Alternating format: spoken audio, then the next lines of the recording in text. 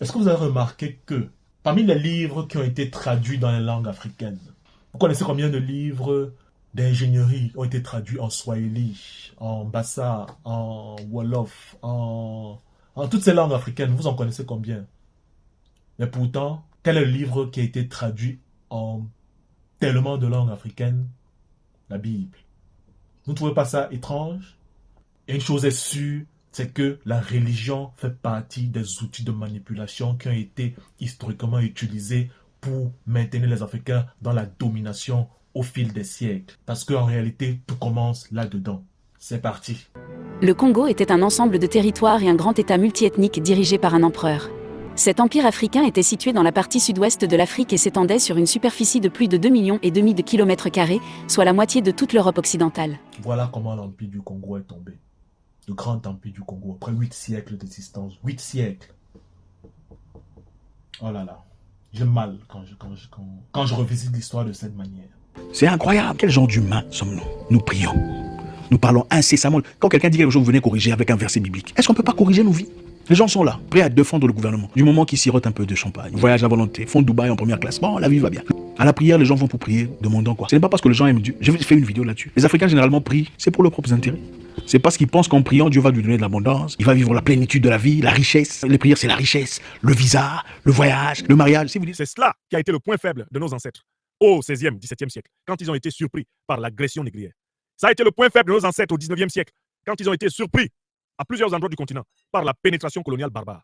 Ça a été la surprise aussi, en 2011, tout récemment, lorsque l'Afrique a été emballée par la barbarie. Je profite de cette vidéo pour vous informer que mon livre Africain et fier vient de sortir aux éditions Argent Livre. Il est disponible au choix en version papier ou en version PDF. Vous pouvez l'avoir au choix sur Amazon. Et si vous êtes résident en Afrique, vous pouvez aussi l'avoir là-bas sur argentlivre.com. J'ajoute également que je vous offre gratuitement une liste de plus de 180 prénoms africains que vous pouvez recevoir directement par mail grâce au lien qui est en description. Et bien sûr, en plus du lien pour les prénoms africains, tous les liens pour avoir le livre Africain et fier sont également en description. Bonjour, je m'appelle Mansaye, bienvenue sur Livre et Prospère. Entrons dans l'histoire d'Alfonso Ier, avec cette première note qui essaie un peu de résumer comment l'empire du Congo, avec le dernier Mani Congo, Vemba Azinga alias Alfonso Ier, a chuté.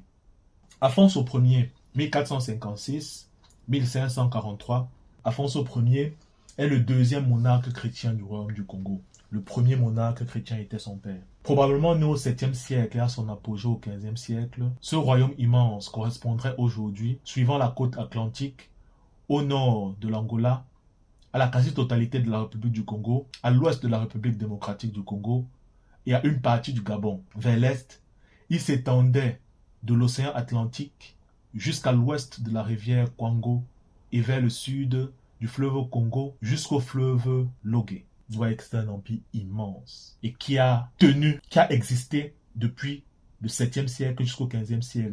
Quand on cite les empires ayant marqué l'histoire du continent africain, très souvent le Congo est mis à l'écart et classé au sein des royaumes africains. Pourtant, il était plus que cela. Le Congo était un ensemble de territoires et un grand État multiethnique dirigé par un empereur. Il est donc inexact de le qualifier de royaume, mais plutôt d'empire. Cet empire africain était situé dans la partie sud-ouest de l'Afrique et s'étendait sur une superficie de plus de 2,5 millions de kilomètres carrés, soit la moitié de toute l'Europe occidentale.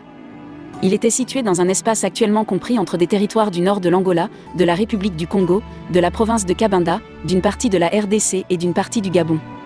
L'empire du Congo a vu ses frontières changer dans le temps en fonction des alliances des régions ou provinces. À son apogée, il s'étendait de l'océan Atlantique jusqu'à l'ouest de la rivière Congo et du fleuve Congo jusqu'au fleuve Loge au sud. Donc c'est un royaume, un empire même, qui pendant 8 siècles a existé, s'est développé, a prospéré, avant de tomber au 15e siècle, c'est-à-dire dans les années 1400, et que comme nous allons le voir justement dans la section suivante, comment l'empire du Congo, avec le dernier Mani Congo, Vemba Azinga alias Alfonso Ier, a chuté. Le premier roi congolais, comme vous le voyez ici dans cet extrait de Wikipédia, à être converti au christianisme, c'est le père d'Alfonso Ier. Son père s'appelait Zinga Kuyu. Et lorsqu'il a été converti à la religion chrétienne par les Portugais, son nom de baptême qu'il a pris c'était Joao Ier. Et c'était le 3 mai 1491. Et son fils Zinga Avemba a aussi été baptisé à l'âge de 12 ans, si on fait les calculs, autour de 12-13 ans, que lui aussi il a été baptisé et a pris le nom chrétien d'Afonso. Et plus tard, à l'âge adulte, il est devenu le roi Afonso Ier. Mais comment sa succession s'est passée, son accès au trône s'est passé, c'est particulier de préciser cela. Parce qu'il s'avère que, après que Zinga Kuwu, le père de Vemba Azinga, dit Afonso Ier, s'est converti au christianisme, il s'est rendu compte après quelque temps que le christianisme n'était pas bon pour son peuple, n'était pas bon pour lui, que ça ne correspondait pas justement aux valeurs du peuple congolais, aux valeurs ancestrales, et du coup, il s'est détourné de nouveau du christianisme. Sauf que, bien que lui se soit détourné du christianisme, son fils, Afonso Ier, était déjà converti. Et au moment d'arriver à l'âge adulte, ce qui se passe, c'est que quand arrive la mort de Zinga Kuwu, un conflit se déclenche pour la succession au trône. Et ce conflit se déclenche entre Vemba Azinga, le fils même de Zinga Kuwu, et le cousin de Vemba Azinga, qui a été élevé par Zinga Kuwu comme son fils au sein du royaume. Mais la particularité de cette situation, c'est que le cousin de Vemba Azinga ne s'est pas converti au christianisme. Lui, il est resté attaché à la religion traditionnelle africaine. Et ce qui se passe au moment du conflit, l'enjeu qu'il y a derrière ce conflit de succession, c'est que une partie du peuple, des notables congolais de l'époque, veulent rester attachés aux traditions religieuses ancestrales. Et donc, ils se rangent derrière le cousin de Vemba Azinga, qui a été élevé par Zinga Kuwu comme son propre fils. Sachant qu'il était resté attaché à la religion traditionnelle africaine et qu'une partie des notables congolais voulait rester attaché à cette religion traditionnelle, ne voulait pas basculer dans le christianisme, il avait une partie donc des autorités de l'Empire du Congo à l'époque derrière lui. Et de l'autre côté, Vemba Azinga, dit Afonso Ier, converti au christianisme à partir de l'âge de 12-13 ans, il restait attaché au christianisme, a la légitimité du point de vue du sang en tant que fils direct de Zinga Kuwu d'accéder au trône. Sauf que tout le monde dans son royaume n'est pas d'accord de passer au christianisme comme lui. Ce qui fait donc qu'il a seulement une partie des notables de l'Empire du Congo derrière lui. Et voilà en fait le contexte du conflit et les enjeux. Et ce qui se passe, c'est qu'il y a une guerre entre les deux factions de la succession au trône. Et c'est la faction de Afonso Ier qui a gagné sur la faction de son cousin. Comment est-ce qu'il a gagné? C'est en fait à travers l'aide des Portugais. Donc ce qui s'est passé, c'est qu'il a sollicité l'aide des Portugais pendant la bataille. Et ceux-ci avaient certainement la supériorité en termes d'armes, des armes à feu, et aussi en termes de chevaux. Donc c'était dans une situation où ils avaient plus facilement accès aux chevaux et aux armes par rapport à la faction de son cousin. Et c'est comme ça que Vemba Azinga, dit Afonso Ier, a gagné la guerre de succession et s'est retrouvé prochain roi du Congo à la place de son père, Zinga Kuwu. Et bien sûr, vous comprendrez que les Portugais avaient tout intérêt à le soutenir parce que ils ont converti son père au christianisme, ils l'ont converti au christianisme. Et en lui permettant d'accéder au trône, ils avaient un pied ferme posé sur le royaume du Congo. Parce qu'ils auraient réussi à mettre un roi chrétien ou un roi africain converti au christianisme à la tête du pays. Et voilà comment en fait le déclin de l'Empire du Congo a commencé. Comme nous allons continuer de le voir plus en détail dans la suite. Dans l'extrait suivant, concerne la correspondance dans les échanges de lettres entre Afonso Ier et le roi du Portugal.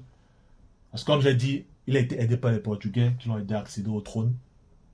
Et maintenant, pendant son règne, en tant que premier roi, en tant que roi chrétien, il se battait à convertir son peuple au christianisme, à les évangéliser. Ils invitaient les missionnaires portugais à aller prêcher, etc., etc. Il était vraiment zélé à vouloir convertir son peuple. Mais comme j'ai dit, cela n'a pas empêché que, malgré qu'ils se convertissaient au christianisme, les Portugais continuaient à les réduire en esclavage. Voici un document qui reprend une grande partie des lettres que Afonso Ier et le roi du Portugal, Manuel Ier, s'échangeaient à l'époque. Il y a beaucoup de lettres, parce qu'on dit son règne a duré vraiment longtemps, parce qu'il est mort à l'âge de 85 ans. Donc, toutes les lettres ne sont pas reprises ici. Mais en tout cas, ce document, que vous pouvez facilement retrouver sur Internet à travers ce titre, reprend une bonne partie de ces lettres, de ces correspondances qui s'échangeaient. Et parmi elles, j'ai juste sélectionné certaines qui sont intéressantes pour notre sujet, afin de comprendre comment, sous prétexte de religion chrétienne, le royaume du Congo est tombé sous la coupe des Portugais, qui les ont réduits massivement en esclavage. Et malgré les protestations d'Afonso Ier, les Portugais s'en foutaient complètement de lui et continuaient juste leur trafic. Donc voici une des lettres qu'il a écrites en 1515. Donc, lettre du roi Dom Afonso à Dom Manuel, le 31 mai 1515. La lettre est écrite depuis Banza, au Congo. Donc, c'est Afonso Ier qui dicte la lettre à son scribe. Donc, comme j'ai dit, il y en a plusieurs. Et ça, c'est l'une des multiples lettres que Afonso Ier, roi du Congo, a échangé avec Manuel Ier, roi du Portugal. Et dans cette lettre, par exemple, il dit, le contenu de la lettre, il demande de l'aide pour les choses religieuses. Il blâme la convoitise des missionnaires. Il demande des maçons et des charpentiers pour faire une école où des membres de sa famille puissent s'instruire. Et bien sûr, je ne vais pas lire tout le contenu de la lettre parce qu'elle fait 3 ou 4 pages. N'hésitez pas à mettre pause si vous voulez lire plus en détail. Mais je vais juste lire certains extraits les plus intéressants pour voir un peu, comprendre un peu comment les choses se jouaient à l'époque entre Vemba Azingadi, Afonso Ier et le roi du Portugal. Donc ici au début, ça c'est les amabilités. Donc passons directement à la page suivante. Il dit quelque part au milieu d'un certain paragraphe. Dans notre royaume du Congo, depuis si longtemps que les gens vivent selon leur bon plaisir à cause des femmes et de l'idolâtrie, nous avons besoin, pour nous corriger de ces abus, de l'aide de Dieu et de votre Altesse, c'est-à-dire votre Altesse, c'est-à-dire le roi Manuel Ier, roi du Portugal. Seigneur, nous sommes des hommes et nous ne savons pas l'heure et le moment que notre Seigneur a choisi pour notre mort. Dans ce royaume, la foi est encore fragile comme du verre à cause des mauvais exemples des hommes qui viennent enseigner ici, parce que les convoitises de ce monde et l'appât des richesses les ont détournés de la vérité. De même que les Juifs ont crucifié le Fils de Dieu par convoitise, frères, ainsi aujourd'hui, il est encore crucifié par les mauvais exemples et les mauvaises actions. Et un peu plus loin, Vemba Azinga dit ceci. Notre Seigneur, quand il a souffert, avait l'intention de nous sauver et de nous arracher à la captivité du démon, du monde et de la chair, pour que nous ayons avec lui la gloire éternelle. Frères, le temps actuel est plus pénible que le temps passé, parce que ce sont les ministres même du corps et du sang de notre Seigneur Jésus-Christ qui sont les persécuteurs de la vérité, dès qu'ils prennent l'esprit du monde, tant par la convoitise que par l'action du diable et la tentation de la chair, ils abandonnent les engagements qu'ils avaient pris de plein gré. Ils les abandonnent même lorsqu'ils montent à l'autel pour proclamer la parole de la vie éternelle que notre Seigneur a lui-même enseignée par ses œuvres, ses exemples et ses miracles au prix de beaucoup de tourments causés par les Juifs et de bien des tribulations pour l'amour du salut du monde. Ici, comme vous l'avez compris, Vemba Azinga se plaint des missionnaires qui ont été envoyés pour prêcher l'évangile, dans les missionnaires portugais. Au lieu de prêcher l'évangile dans l'exemplarité, abandonnent leurs engagements de plein gré, séduits par le diable et la tentation de la chair, selon les propres termes de Vemba Azinga dans sa lettre. Donc, ces missionnaires portugais qui sont censés être venus, et d'ailleurs, il n'était pas que portugais, il y avait des Français et d'autres nations européennes, mais surtout portugais en tout cas, qui étaient censés être venus au Congo pour prêcher l'évangile et donner le bon exemple de Christ. Et c'est de ça que Vemba Azinga se plaint. Autrement dit, lui était même devenu plus zélé, plus exemplaire que ces missionnaires qui étaient censés être venus pour lui prêcher cet évangile-là. En continuant la lecture, il parle toujours de ces missionnaires. Il dit, ces hommes méchants et cupides qui prennent dans leurs mains le Saint-Sacrement, qui est le corps et le sang de notre Seigneur Jésus-Christ, qu'ils devraient porter dans leur cœur, sont pleins de convoitises, des choses de ce monde. À peine ont-ils enseigné la parole de notre Seigneur, qu'ils recommencent à donner le mauvais exemple. À peine ont-ils pris la clé du royaume céleste, qui est la doctrine de notre sainte foi catholique, pour ouvrir nos cœurs simples et nous faire entrer dans la vie éternelle, qu'eux-mêmes prennent la clé du royaume infernal pour mettre en eux la convoitise de ce monde. Non seulement ils envoient leur corps et leurs âmes en enfer, mais ils y conduisent encore les plus aveugles qui ont suivi leur mauvais exemple. Je vous demande, frères, de m'aider à exalter notre foi catholique, car nous préférons n'être pas nés que de voir des âmes de nos parents, frères, cousins, neveux et petits-fils qui sont innocents courir à la perdition à cause de ces mauvais exemples. Donc, les missionnaires viennent au Congo pour prêcher l'évangile, les missionnaires catholiques, mais pendant qu'ils prêchent pour convertir les Congolais au catholicisme, eux-mêmes, par leur comportement, n'honorent pas la foi chrétienne qu'ils sont venus prêcher. Et Vemba Azinga, africain converti au christianisme, se retrouve à être même plus zélé que les missionnaires qui sont venus prêcher l'évangile à son peuple, et se plaint de ces missionnaires, et malgré ce mauvais exemple, continue à pousser ou encourager l'avancée de la foi chrétienne prêchée par des missionnaires qui ne donnent pas eux-mêmes le bon exemple. Tout ceci, éventuellement parce qu'il a peur pour les âmes de ses parents, de ses frères, de ses cousins, que ceux-ci se retrouvent en enfer parce que séduits par le diable. Et comme nous l'avons vu au départ, d'où vient le concept du diable? Ah, si Vemba Azinga avait su ces choses à son époque. En tout cas, continuons la lecture. Seigneur, je vous demande d'envoyer des maçons et des charpentiers pour faire une école où l'on instruirait nos proches et nos sujets. Seigneur, les envieux et les jaloux ne font que donner de mauvais exemples.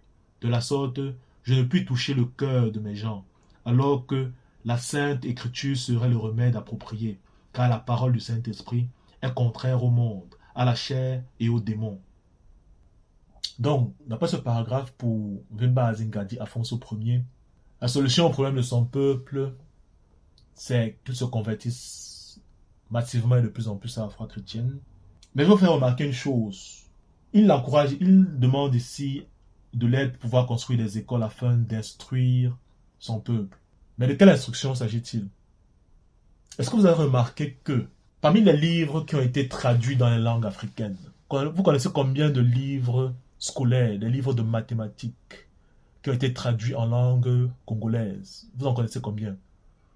Connaissez-vous combien de livres de physique? Combien de livres, je sais pas moi, de navigation? À l'époque, la navigation était une technologie avancée chez les Portugais. Combien de livres de navigation ont-ils traduits en lingala? Vous connaissez combien de livres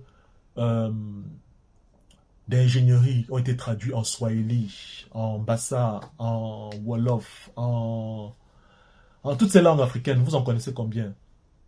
Mais pourtant, quel est le livre qui a été traduit en tellement de langues africaines? La Bible. Vous ne trouvez pas ça étrange qu'il soit donné tant de peine au fil des siècles à traduire le livre religieux qu'est la Bible, leur réponse culturelle aux besoins de spiritualité, mais que ce ne soit pas donné la peine de traduire aussi dans nos langues africaines les autres livres porteurs de connaissances utiles au quotidien ou à l'amélioration de la qualité de vie des nôtres? Vous ne trouvez pas ça étrange? Aucun livre de physique, aucun livre de maths, aucun livre de... je sais pas moi, traduit en langue africaine. Mais bon, bref, c'est juste une remarque. Passons à la lettre suivante. Une autre lettre écrite quelques années plus tard, le 6 juin 1526, toujours par Afonso Ier. Vous vous rendrez compte que Afonso Ier, dit Vemba Azinga, supplie que les marchands ne viennent plus au Congo. Et pourquoi supplie-t-il? Nous allons le découvrir. Et en passant, nous sommes en 1526, donc entre l'autre lettre précédente qui date de 1515, où le roi du Portugal était Don Manuel. En 1526, le roi n'est plus Don Manuel, donc il a été remplacé par un autre roi du nom de Joyau III. Mais du côté du Congo, c'est toujours Vemba Azinga, dit Afonso Ier, qui est souverain. Il demande des prêtres du vin et de la farine pour la messe. Et de l'autre côté, donc, il supplie que les marchands ne viennent plus au Congo. Et donc, pourquoi supplie-t-il? Parce qu'il ne veut plus les marchands portugais au Congo. Ici, dans cet extrait, sur la première page, il dit « De plus, nous manquons presque complètement de vin et de farine pour le saint sacrifice. Cela, d'ailleurs, ne nous étonne pas tellement, parce que nous nous trouvons souvent dans la même nécessité. Cela prouve, Seigneur, combien les officiers de votre Altesse se soucient peu de nous et ne nous apportent pas ce que nous demandons. Et pourtant, nous avons appris que votre Altesse le leur a ordonné par décret. C'était aussi bien le service de Dieu que le vôtre. » Je vous lis, je prends un peu cet extrait parce que je me suis rendu compte, en parcourant les autres lettres échangées par Vemba Azinga, Afonso Ier et les rois du Portugal, qu'il était toujours très intéressé, très zélé, très intéressé par tout ce qui est religion, tout ce qui est avancé du christianisme au Congo. Mais de l'autre côté, on constate que c'est à peine si les rois du Portugal lui répondaient, parce qu'il lui répondait de temps en temps seulement, malgré que lui, il écrivait constamment. Et souvent, j'ai remarqué que dans les réponses qu'il lui faisait, c'était souvent des réponses où il ne parlait même pas des questions religieuses. Il parlait du fait que, bon, il parlait d'autres sujets en fait. Mais comme vous pouvez le voir ici, il dit que malgré les nombreuses demandes, il se retrouve toujours dans les mêmes besoins parce que de l'autre côté, les Portugais les négligent. Ils s'en foutent en fait, en quelque sorte, de la cause de faire avancer tellement le christianisme qui tient tant à cœur à Vemba Azinga. Et c'est un peu ce que j'ai voulu illustrer en présentant cette partie de l'extrait. Mais cette sensation ressort au fil des lectures. Donc, le document, vous pouvez le retrouver en ligne. Il y a plein d'autres lettres entre Vemba Azinga et les rois du Portugal. Vous allez vous rendre compte de cette même impression étrange et bizarre que les Portugais se foutaient complètement de Vemba Azinga. Tout ce qui les intéressait, c'était autre chose. C'était leur commerce, c'était leur business. Et c'est à peine même parfois s'ils répondaient à ces lettres. Et donc, page suivante, il dit par exemple ceci dans « Seigneur, votre Altesse doit savoir que notre royaume va à sa perdition. De sorte qu'il nous faut apporter à cette situation le remède nécessaire. » Avant de continuer, vous vous rendez compte que voici le début de la lettre qui commence là. Dès le début de la lettre, il commence à parler des choses religieuses, de page de Vemba Azinga. Il parle des choses religieuses. Nous passons à la page suivante de la lettre. Il continue à parler des choses religieuses. Bon, il passe ses condoléances pour la mort de la femme du roi Joao III. Il parle des choses religieuses, blablabla. Bla bla. Et ce n'est qu'à la fin ici qu'il signale que son royaume va à la perdition. Cela vous dit ce qui est le degré de priorité, comment les priorités de Vemba Azinga ont été, perverties. Tu es roi d'un royaume qui est en train d'aller à sa perte. Quand tu t'adresses au souverain du peuple qui est à l'origine de cette perte, de cette menace vis-à-vis de ton royaume, au lieu d'adresser directement le sujet important en premier, qui est la raison pour laquelle tu es inquiet que ton royaume va à sa perte, au lieu d'aller directement dans ce sujet en tant que priorité de l'heure, ce qui t'intéresse, c'est qu'on t'envoie la farine et le vin pour la messe. Vous voyez pourquoi les Portugais ont tout intérêt à permettre que Vemba Azinga soit vainqueur contre son cousin et se retrouve roi du Congo en tant que roi chrétien. Pensez-vous que si c'était le cousin qui avait gagné cette guerre, vu qu'il était resté attaché à la religion traditionnelle africaine, cette situation se serait produite? La priorité aurait toujours été pour lui l'intégrité de son royaume. Et jamais il n'aurait mis en priorité le fait de faire avancer les intérêts portugais. Voilà comment le royaume du Congo est tombé. Voilà comment l'empire du Congo s'est éteint. Et la religion n'y est pas étrangère, la religion chrétienne, utilisée comme outil de manipulation à l'époque. Continuons la lecture du paragraphe. Quand je recommence. Seigneur, votre Altesse doit savoir que notre royaume va à sa perdition, de sorte qu'il nous faut apporter à cette situation le remède nécessaire. Ce qui cause beaucoup de dévagondage, c'est le fait que le chef de votre factorerie et vos officiers donnent aux marchands la permission de venir s'établir dans ce royaume, d'y monter des boutiques, d'y vendre des marchandises, même celles que nous interdisons. Ils les répandent à travers nos royaumes et provinces en si grande abondance que beaucoup de nos vassaux que nous tenions jusqu'ici en notre obédience s'en dégagent. Autrement dit, qu'est-ce que Vemba Azinga est en train de dire dans ce paragraphe? Que les Portugais sont en train de faire un commerce et de vendre des marchandises qui sont interdites par Vemba Azinga. Et ces marchandises, comme vous pouvez le voir en haut de bas de page, en fait, c'est des armes à feu. Autrement dit, les Portugais ont inondé le Congo d'armes à feu. Et forcément, qui dit armes à feu dit insécurité. D'où le fait qu'il se plaint que son royaume est en train d'aller à la perdition. Et comme je viens de dire, il se plaint de ça où? Vers la fin de la deuxième page, quelques paragraphes, quelques lignes. Alors que c'est ça qui devait être sa priorité. Les Portugais bafouent son interdiction et continuent à faire leur commerce. Et au lieu de prendre des mesures fermes pour que ça s'arrête, ils se contentent d'écrire une lettre pour se plaindre au roi du Portugal. Après avoir fait passer en priorité des besoins de farine, de vin, d'évangélisation à la religion chrétienne. Voilà comment l'empire du Congo est tombé. Le grand empire du Congo, après 8 siècles d'existence. 8 siècles. Oh là là. J'ai mal quand je revisite l'histoire de cette manière. Voilà pourquoi c'est important pour nous Africains de connaître notre véritable histoire. La RDC, pour ceux qui ne savent pas, c'est un pays qui a été colonisé par les Belges. Avant les Belges, la RDC était un pays qui appartenait au roi de Belge, Léopold II. C'était sa propriété privée en Afrique. Imaginez-vous un peu, vous vivez quelque part là-bas en Europe, vous avez une grande propriété en Afrique, un grand terrain qui vous appartient. Le roi de Belge s'en est servi pour se faire de l'argent. À l'époque, pendant l'industrialisation, à la fin des années 1800, au début des créations des voitures, on avait besoin des pneus, évidemment, pour rouler la voiture. Les pneus et ses composants, en tout cas les plus majeurs, sont le caoutchouc. Le caoutchouc, on pouvait en trouver où? En République démocratique du Congo, comme vous appelez aujourd'hui. Et le roi de Belge a fait beaucoup de choses incroyables dans ce pays. Il a fallu la masse des autochtones à qui il a été obligé d'aller récolter du caoutchouc. Le roi de Belge. Beaucoup de familles ont été séparées, beaucoup de personnes ont été retirées de leurs enfants, de leurs femmes, pour aller travailler dans les forêts chaque jour, afin de récolter le caoutchouc pour le bénéfice du roi de Belge. Voilà, donc un seul homme, en Europe, en train de se faire de l'argent sur la tête de beaucoup de personnes en Afrique. Il a commis des atrocités, des choses incroyables. En réalité, dès le départ, il y avait un quota bien défini sur le caoutchouc. Donc chaque personne, chaque jour, devait emmener un quota bien défini de caoutchouc. Et si vous n'atteignez pas ce quota, qu'est-ce qu'on faisait? Je ne le dirai pas ouvertement, sinon on sera censuré. Pour montrer à tout le monde qu'il faut être sérieux au travail. Beaucoup de personnes se sont retrouvées dans des conditions très difficile. Aujourd'hui, quand vous regardez les informations et les livres parlant des hommes les plus atroces qui existaient sur Terre, on ne parle pas de cet homme. C'est ça la réalité. Plusieurs années plus tard, le pays a été dirigé par le président Mobutu. Le pays à l'époque était appelé Zaïre. Mobutu est une personne qui a fait beaucoup de choses. Au départ, il faisait certaines histoires bien.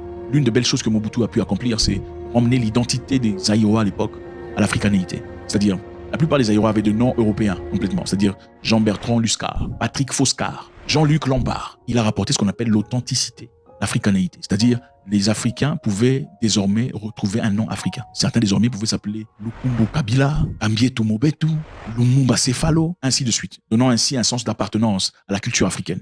Et c'était une très belle chose. À penser que les Africains étaient complètement perdus. On vous retire tout, votre honneur, votre dignité, et aussi vos noms. Mobutu, pour l'une de quelques fois, il a fait des très belles choses. Cette occurrence en faisait certainement partie. 30 ans plus tard, parce qu'il ne voulait pas quitter le pouvoir, vous savez, avec beaucoup de présidents africains, malheureusement, il a fallu une nouvelle force pour le déloger. Ils sont venus de l'Est, ils ont combattu centimètre par centimètre, ils ont gagné le cœur de la population qui était totalement humiliée par le régime ancestral de Mobutu. Une population qui vivait déjà dans la peine, dans la faim, dans le manque de salaire. Donc il n'était qu'évident. Donc il n'était pas très compliqué de les convaincre. Il fallait que les choses changent. Après le départ de Mobutu, le président Laurent Désiré Kabila s'est installé. Il a installé un nouveau système qui semblait marcher de le départ. C'était une personne qui venait avec des idéologies patriotiques. Les Congolais comprennent maintenant que si nous ne pouvons pas nous servir de notre or et de notre diamant dans les 2 ans qui viennent, nous n'allons pas construire la prospérité de notre peuple.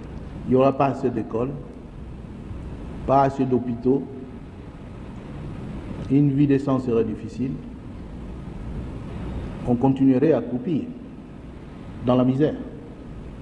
Il faut donc changer le cycle, donc l'essence de la politique. Son objectif était de croître le Congo pour le Congo et pour les Congolais. Comme vous le savez, certaines entités venaient déjà dans la RDC pour donner de l'argent à ce monsieur qui venait à peine de devenir président. Il leur demandait l'argent, c'est pour.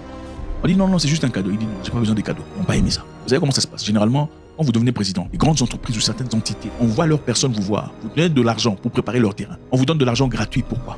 L'objectif est clair. Ouvrez vos portes pour que nous continuions à faire ce que nous faisions dans le passé. Et beaucoup de gens, inclus certains pays que vous respectez et que beaucoup adultes aujourd'hui, n'ont pas aimé ça. Kabila, le président, malheureusement, a été très rapidement. Et après, ça a été la cata. Quelques temps après sa mort, naquit des centaines de rébellions dans ce pays qui regorgent de sources intarissables d'or, de diamants, de manganèse, de cobalt, de lithium, d'uranium. Je vous informe ici que l'uranium utilisé par les États-Unis pour bombarder le Japon dans la Deuxième Guerre mondiale a été extrait de Shinkolobwe, en RDC, au Congo à l'époque. Donc, rationnellement, il n'y a aucun pays plus riche que la République démocratique du Congo. Et rationnellement, c'est un pays qui devrait avoir, logiquement, beaucoup de personnes riches, beaucoup de millionnaires, un État stable, un État logique, un État propre, un État convoité. Convoité, oui, parce qu'aujourd'hui, beaucoup de personnes veulent extraire gratuitement ce qui se passe dans ce pays, ce qu'il y a comme ressources. Et à vous dire, aujourd'hui, le Congo est occupé par ses voisins. Il y a au Congo des militaires venant de la Zambie qui veulent une partie du Congo. Il y a au Congo des militaires venant du Burundi. Il y a au Congo des militaires d'origine rwandaise. Il y a au Congo des militaires d'origine soudanaise. Il y a au Congo des militaires d'origine centrafricaine, ougandaise, qui veulent leur part. Ça vous étonne pourquoi? Ça vous étonne pourquoi? Quand le Congolais est prêt à laisser mourir ses propres frères pour les intérêts d'un petit groupe de personnes, ça vous étonne pourquoi? Que le monde ne nous respecte pas. Pourquoi ça vous étonne que les gens veuillent venir de là-bas, vous faire ce qu'ils veulent vous faire là pour que vous mouriez, pour qu'ils prennent vos terres? Un fou qui a 100 000 $, qu'est-ce que vous en faites? Qu'est-ce que vous en faites en toute honnêteté? Et ce n'est pas seulement le Congo. Le Cameroun vit de ces mêmes problèmes, des problèmes très compliqués à son égard aussi. Le nord, le sud, les Bamileke et les restes, la République centrafricaine. C'est incroyable. Quel genre d'humains sommes-nous? Nous prions. Nous parlons incessamment. Quand quelqu'un dit quelque chose, vous venez corriger avec un verset biblique. Est-ce qu'on ne peut pas corriger nos vies? Les gens sont là, prêts à défendre le gouvernement. Du moment qu'ils sirotent un peu de champagne, voyagent à volonté, font Dubaï en première classe, bon, la vie va bien. Le plus gros démon de l'Afrique. L'amour démesuré de l'argent. À la prière, les gens vont pour prier, demandant quoi? Ce n'est pas parce que les gens aiment Dieu. J'ai fait une vidéo là-dessus. Les Africains généralement prient, c'est pour leurs propres intérêts. C'est parce qu'ils pensent qu'en priant, Dieu va lui donner de l'abondance. Il va vivre la plénitude de la vie, la richesse. Les prières, c'est la richesse, le visa, le voyage, le mariage. Si vous dites, ok, même si vous priez, il n'y aura pas de visa. Même si vous priez, vous n'aurez pas d'argent. Vous continuerez à vivre comme vous. Même si vous priez, vous ne serez pas guéri. Très peu de gens prient. Moi, je vais vous dire c'est quoi craindre Dieu. Parce que vous n'avez pas le monopole de la prière. Oui, moi aussi Dieu m'a parlé. Aujourd'hui, je vais vous parler aussi parce que Dieu aussi m'a parlé. Prier Dieu, ce n'est pas crier « Oh Seigneur, Seigneur ». Ce n'est pas ça. Prier Dieu, c'est accuser son frère quand il vole l'argent d'autrui. C'est ça, prier Dieu. C'est aller le dénoncer. Mon frère est en train de voler l'argent du contribuable. Voilà son nom. C'est le fils de mon père. Ça, c'est prier Dieu. Prier Dieu, c'est dire, chef, avec tout le respect possible, je ne ferai pas partie de ces tractations, de ces échanges. Je pense que ça va à l'encontre de mes valeurs. C'est ça, prier Dieu. Même si ça vous coûte votre emploi. Là, vous avez commencé à prier. Prier Dieu, c'est dire, ok, désormais, je ne ferai plus partie de ce bureau gouvernemental. Parce que la direction qu'on vient d'emprunter va à l'encontre de mes valeurs, de toute moralité. Là, vous commencez à prier Dieu. Il faut arrêter de nous fatiguer. Il faut arrêter de nous fatiguer. Prier Dieu, ce n'est pas crier, ce n'est pas inlassablement citer des versets, c'est de l'hypocrisie, du pharisianisme. Concrètement, vous priez Dieu, on voit quoi? Donc, ça signifie que, à cause de la vente massive d'armes à feu dans l'Empire du Congo, Vemba Azinda ne pouvait plus tenir ses vassaux en laisse de manière à ce que son royaume pouvait rester sécurisé. Et du coup, il devait donc faire face de plus en plus à des rébellions. C'est ce qu'il dit ici. Donc Vemba Azinda continue en disant, c'est qu'ils peuvent désormais se procurer en plus grande quantité que nous, ces choses mêmes avec lesquelles autrefois nous les maintenions soumis et contenus dans notre vassalage et juridiction. Il en résulte un grand dommage tant pour le service de Dieu que pour la sûreté et le calme de nos royaumes et de nous-mêmes. Au lieu de prendre des mesures fermes contre les Portugais, il se plaint. Alors que c'est dans son royaume, il a interdit un certain commerce. Au lieu de prendre ses responsabilités souveraines en main. En tout cas, continuons. Paragraphe suivant. Nous ne mesurons même pas toute l'importance de ce dommage, car les marchands enlèvent chaque jour nos sujets. Là, il parle d'esclavage.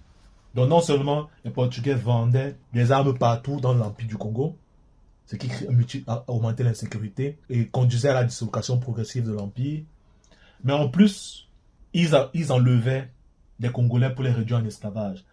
Et en fait, non seulement l'insécurité permettait, le fait qu'il y ait les armes qui circulent partout, créer une situation d'insécurité où les vassaux ou les autres royaumes vassaux se dégageaient de l'autorité de l'Empire du Congo. Mais vu qu'il y a plein d'armes, cela signifie que ça crée un contexte dans lequel ces différents royaumes, ces différents peuples ayant maintenant des armes pouvaient davantage se faire la guerre, d'où ce que je dis, plus d'insécurité. Et qui dit guerre dit captif, et qui dit captif dit esclave. Donc les Portugais, en vendant des armes un peu partout dans l'Empire du Congo, ils favorisaient cette ambiance où les peuples congolais, où les différents royaumes ou clans congolais se faisaient la guerre entre eux et ainsi pouvaient faire davantage de captifs et ces captifs ils les revendaient aux Portugais et c'est comme ça que les Portugais avaient de plus en plus d'esclaves. C'est donc de ça la stratégie utilisée à l'époque par les Portugais et en passant son temps à une certaine stratégie de nos jours au Sahel. Point d'interrogation. Sachant que de nos jours la matière première ce ne sont plus les esclaves comme à l'époque, mais la matière première c'est les ressources comme l'or, l'uranium, etc., etc., le pétrole. Je continue la lecture. Donc, il disait, nous ne mesurons même pas toute l'importance de ce dommage, car les marchands enlèvent chaque jour nos sujets, enfants de ce pays, fils de nos nobles et vassaux, même des gens de notre parenté. Les voleurs et hommes sans conscience les enlèvent dans le but de faire trafic de cette marchandise du pays qui est un objet de convoitise. Ils les enlèvent et ils les vendent. Cette corruption et cette dépravation sont si répandues que notre terre en est entièrement dépeuplée.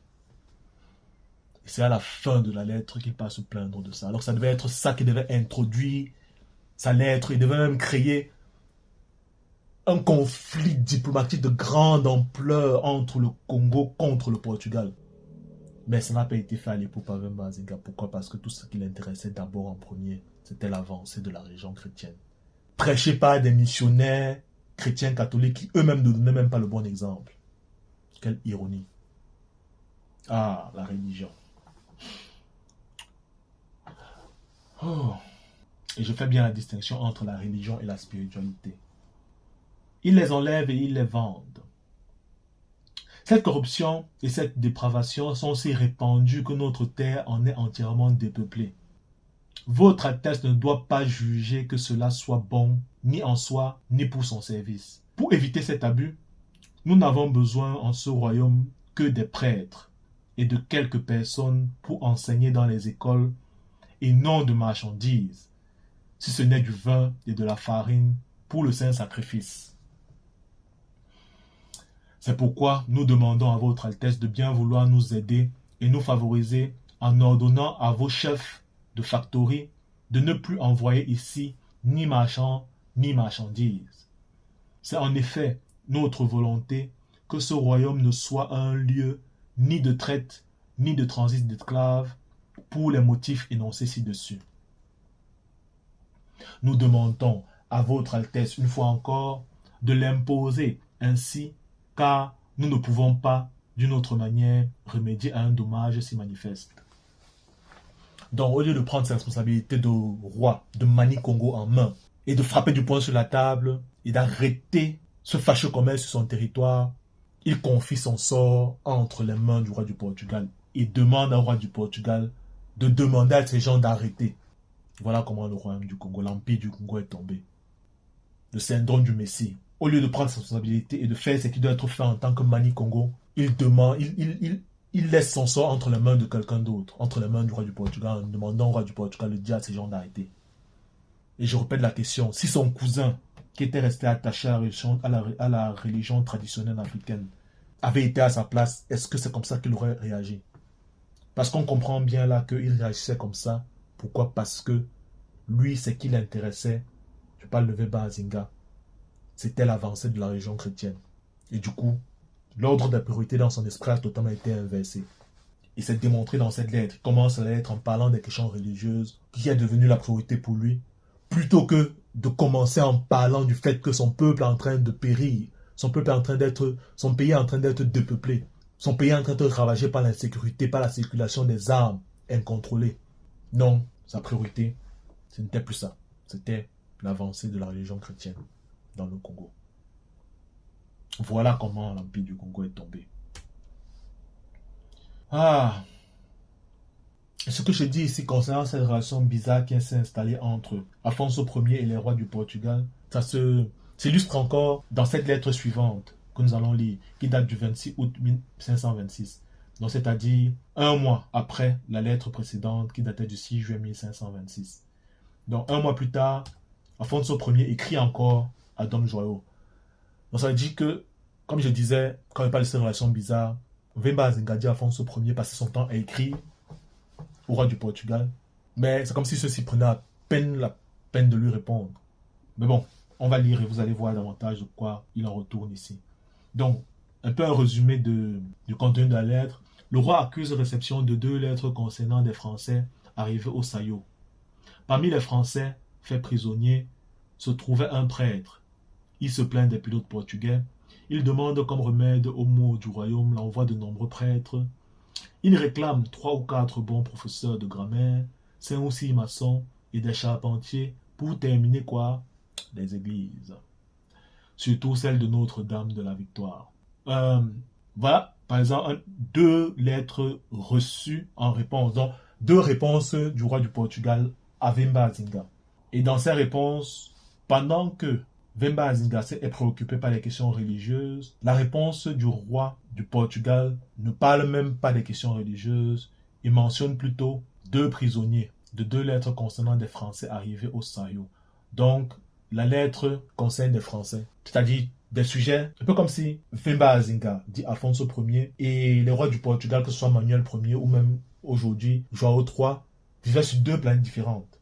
Seigneur, on nous a remis 2 lettres de votre Altesse qui nous sont parvenues par 2 navires du commerce royal. Toutes 2 avaient la même teneur et concernaient les Français qui sont arrivés dans notre royaume au port de Sayo. Nous en avons largement informé votre Altesse par d'autres lettres et nous allons le faire encore une fois. Donc autrement dit, pendant que Afonso Ier envoie des lettres au roi du Portugal pour demander des prêtres, de la farine pour la messe, de je sais pas trop quoi, le roi du Portugal lui répond et dans la réponse, lui parle de toute autre chose, à savoir, il est juste intéressé par le sort des prisonniers européens. Ce que je dis, regardez, c'est illustré dans ce paragraphe. Parmi les Français restés à terre, beaucoup moururent. 12 seulement sont encore en vie. Nous les avons envoyés plusieurs fois au port pour qu'ils soient remis aux pilotes des navires du commerce de votre Altesse. Mais plusieurs de ces navires refusaient de les prendre à bord et préféraient charger des esclaves. il disait qu'il venait chercher des esclaves et non des Français. D'autres n'ont voulu attendre ni les Français, ni nos messages, et partir sans les uns et sans les autres. Et plus bas, si nous n'écrivons pas plus souvent à votre Altesse pour lui rendre compte de ce qui regarde le service de Dieu et de ce dont nous avons besoin pour soutenir la sainte foi, c'est que les pilotes font mauvais accueil à nous-mêmes et à nos mandataires. C'est pourquoi nous vous demandons de leur ordonner de ne pas partir sans nos messages et dépêches et d'attendre nos esclaves, qui souvent restent à terre parce que les pilotes s'en vont dès qu'ils ont les leurs. Il nous arrive souvent de passer 5 à 6 mois sans messe, ni sacrement, parce que des officiers de votre Altesse le veulent ainsi. Ce qui entrave le service de Dieu et cause un grand trouble chez nos sujets. On murmure que votre Altesse ne se souvient plus de nous, ni de la chrétienté que le roi votre père, Dieu ait son âme, avait gardé depuis tant d'années en ces régions, grâce aux nombreuses visites qu'il fit faire. Maintenant, tout cela est remis en question par l'oubli dont votre Altesse fait preuve envers nous. Les pilotes le font sentir par la désinvolture avec laquelle ils ont coutume de partir sans attendre nos messages. Ils prétendent obéir en cela aux ordres des officiers de votre Altesse. Donc qu'est-ce que je disais? Vemba Azinga est zélé à contacter tout le temps les rois du Portugal pour l'avancée de la religion chrétienne dans son empire, dans son royaume. Et pendant ce temps, on a l'impression que de l'autre côté, d'après les mots même de Vemba Azinga, l'oubli dont votre Altesse fait preuve envers nous. Et plus loin dans la lettre, il commence à se plaindre du trafic des esclaves, de l'insécurité dans son pays causée par les Portugais. Et comme dans la lettre précédente, vous voyez qu'il ne fait pas ça en priorité dans la lettre. Il se préoccupe d'abord des intérêts du Portugal et des intérêts de la religion chrétienne, plutôt que de la survie même de son pays. Et donc, il dit ici, par ce commerce, ils corrompent et pervertissent notre royaume et la chrétienté qui y est implantée depuis tant d'années et qui a tant coûté à nos ancêtres. Donc, comme je disais, malgré que les Congolais se sont convertis au christianisme et n'étaient plus païens par conséquent, les chrétiens portugais continuaient quand même à les réduire en esclavage. Donc, la lettre de 1454 de Nicolas V n'était qu'un prétexte et une validation idéologique de réduire juste les Africains en esclavage, tout simplement. Je continue la lecture. À cela s'ajoute encore, Seigneur, une monstrueuse convoitise qui pousse nos sujets à s'emparer par vol de leurs propres parents et des nôtres, même des chrétiens, pour en faire du commerce et les vendre comme captifs. Qu'est-ce que je disais? Cette corruption est telle que nos troupes ne suffisent plus à y remédier sans faire fréquemment parmi nos sujets de nombreuses et grandes exécutions. Et la lettre suivante, cette fois-ci, c'est une lettre du roi du Portugal, João III, qu'il adresse à Vemba Azinga. J'ai pris cet extrait justement pour que vous ayez un aperçu de la réponse du Portugal face aux plaintes d'Afonso Ier, comme quoi son empire est en train de se dépeupler parce qu'il y a trop d'esclavage et trop d'insécurité. Constatez ici là que la lettre date de 1529. Donc, Vemba Azinga se plaignait en 1526 et ce n'est que 3 ans plus tard qu'on daigne un peu lui répondre en mentionnant la traite des esclaves dans la réponse.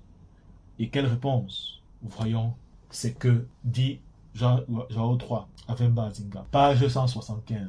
Vous me dites aussi que vous ne voulez pas que l'on fasse dans vos royaumes le commerce des esclaves, parce que ce trafic dépeuple votre pays. Je crois plutôt que vous me dites ceci à cause des ennuis que vous occasionnent les Portugais. Ceux-ci, au contraire, m'ont dit combien le Congo est vaste et tellement peuplé qu'il semble qu'aucun esclave n'en soit jamais sorti. Ils disent aussi que vous faites acheter ces esclaves hors de votre royaume, que vous les mariez, les convertissez et, de cette façon, le pays est très peuplé. Avec les prisonniers que les armées amènent d'une part, et avec ceux que vous faites acheter aux Pumbos d'autre part, il me semble qu'il y ait maintenant encore dans votre pays beaucoup d'esclaves. Vous voyez? Donc, le Mani Congo, Vemba Azinga, se plaint parce qu'il voit comment son peuple est en train d'être détruit. Son pays est en train d'être détruit et dépeuplé. Et lui, João III, depuis le Portugal, il ne voit pas ce qui se passe sur le terrain au Congo. Il ose lui répondre tranquillement que non, mais malgré les esclaves, ton pays est toujours très peuplé. À la limite, autrement dit, il s'en fout de la plainte de Wemba Azinga. De cette question de sécurité nationale qui le turlupine. Lui, ce qui l'intéresse, c'est de répondre que, en quelque sorte, ils disent, c'est un commerce normal. D'ailleurs, les propos des Portugais, que les Portugais, mes frères portugais me rapportent, contredisent un peu ce que toi tu me dis. C'est en gros ce qu'il lui répond là. Donc, moi, je suis chez moi et je me plains que j'ai un problème super important qui menace l'existence de mon pays.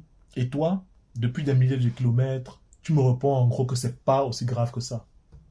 Et voilà, entre les mains de qui Wemba Azinga a remis le sort de son pays, plutôt que de prendre, comme j'ai dit, ses responsabilités de Mani Congo et de frapper du poing sur la table pour faire appliquer l'interdiction de vente d'armes, pour expulser les Portugais qui vendent des armes, pour sécuriser son pays, pour arrêter l'esclavage, parce que c'était le Mani Congo, donc il avait ses populations normalement sous son autorité.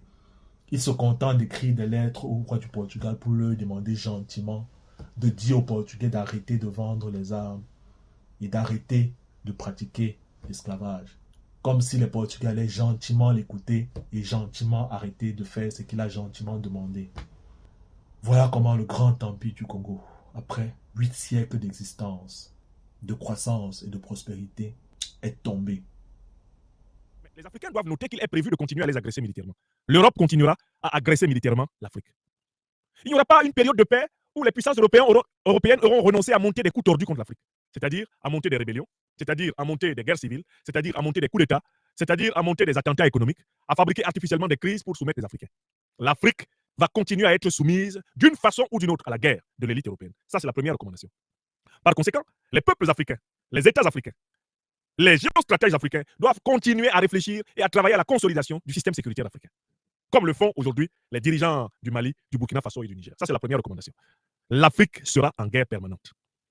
Il ne faut pas que les Africains croient qu'il y aura une période où ils pourront passer tranquillement leur vie comme dans une espèce de boîte de nuit permanente. Ça n'arrivera pas sur la terre. Il faut en réalité se préparer à combattre ceux qui ne veulent pas nous laisser vivre en paix. J'ai donné une dissertation sur une phrase qui avait été découverte sur les murs d'une villa occupée par les forces européennes au Niger. La phrase disait « La paix, on peut l'éviter ». Vous vous souvenez de la conférence que j'ai donnée sur cette question, n'est-ce pas? Mais on peut éviter la paix, précisément quand, sous couvert de faire la guerre contre le terrorisme, on maintient et on entretient le terrorisme, comme l'a fait l'OTAN en Afrique. Les Africains doivent savoir que les questions sécuritaires doivent être la prunelle de leurs yeux. C'est cela qui a été le point faible de nos ancêtres au XVIe, XVIIe siècle, quand ils ont été surpris par l'agression négrière. Ça a été le point faible de nos ancêtres au XIXe siècle, quand ils ont été surpris à plusieurs endroits du continent par la pénétration coloniale barbare. Ça a été la surprise aussi, en 2011, tout récemment, lorsque l'Afrique a été emballée par la barbarie du saccage de la Libye et de l'invasion du Sahel. Nous devons arrêter d'être surpris. Les propos du général Lecointre avertissent les Africains qu'ils seront constamment attaqués par les armées européennes. N'hésitez pas à me dire ce que vous pensez de cette vidéo en commentaire, à la liker, à la partager et surtout à vous abonner à cette chaîne si ce n'est pas encore fait pour une Afrique libre, digne et prospère.